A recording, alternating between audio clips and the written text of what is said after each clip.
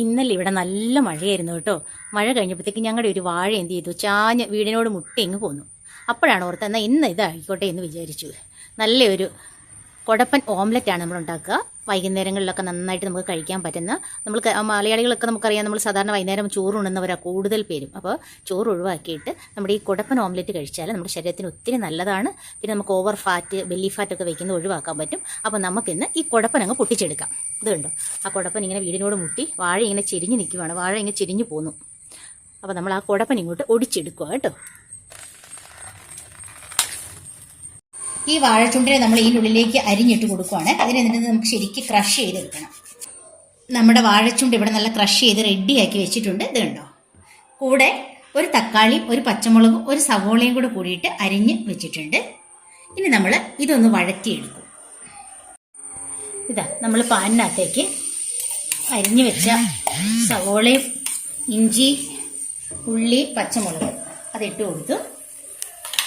അതിൻ്റെ കൂടെ നമ്മൾ എന്ത് ചെയ്യാണ്, ഈ വാഴക്കൂമ്പ് ക്രഷ് ചെയ്ത് വെച്ചതും കൂടെ നമ്മൾ ആഡ് ചെയ്ത് കൊടുക്കുവാണ്.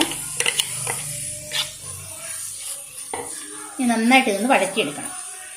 ആഡ് ചെയ്ത് കൊടുക്കുവാണ് ഇതിൻ്റെ കൂടെ. ഇതാ നമ്മൾ 2 മുട്ട ഇവിടെ പൊട്ടിച്ചൊഴിച്ചു കൊടുക്കുവാണ് പാത്രത്തിലേക്ക്. ഇനി നമുക്ക് നന്നായിട്ട് ഇതിനെ ഒന്ന് ബ്ലെൻഡ് ചെയ്തെടുക്കാം.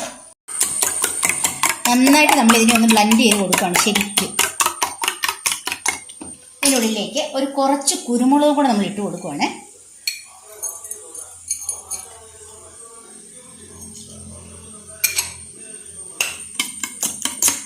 ഉപ്പ് നമ്മൾ വഴറ്റാൻ വെച്ചിരിക്കുന്ന ഈ കുടപ്പനകത്ത് ഇട്ടിട്ടുണ്ട്. അപ്പോൾ അതുകൊണ്ട് ഉപ്പ് ആഡ് ചെയ്യുന്നില്ല. ഇനി നമ്മൾ ഈ മുട്ടയ്ക്കകത്തേക്ക് നമ്മൾ ഈ ചെറുതായിട്ട് വഴറ്റിയ ഈ കുടപ്പനും സവോള, ഇഞ്ചി, ഉള്ളി എല്ലാം കൂടെ ഇട്ട് കൊടുക്കുക കേട്ടോ.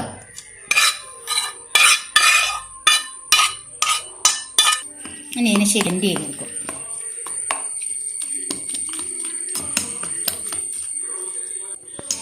ഇനി നമ്മളിത് ഓംലെറ്റ് ആയിട്ട് ഓരോന്നായിട്ട് ചുട്ടെടുക്കുക. അങ്ങോട്ട് കുറച്ച് ആടി ഒഴിച്ചു കൊടുക്കുക.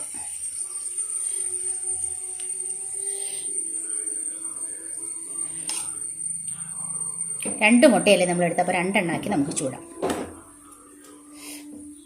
കുടപ്പൻ ഓംലെറ്റ് ഇതാ ഇവിടെ റെഡി ആയിട്ടുണ്ട് ഒരെണ്ണം. അടുത്ത ഞാൻ പാനിലിവിടെ വെച്ചേക്കുന്ന അടുപ്പിൽ നമ്മുടെ ഈ ഓംലെറ്റ് എല്ലാവരും ഒരു വൈകുന്നേരം ഒരു 7 മണി കഴിയുമ്പോഴേക്ക് ഇങ്ങനെ ഒരു 2 എണ്ണം ഉണ്ടാക്കി കഴിക്കുക. പിന്നെ നമുക്ക് വൈകുന്നേരം ഫുഡ് കഴിക്കേണ്ട ആവശ്യമില്ല.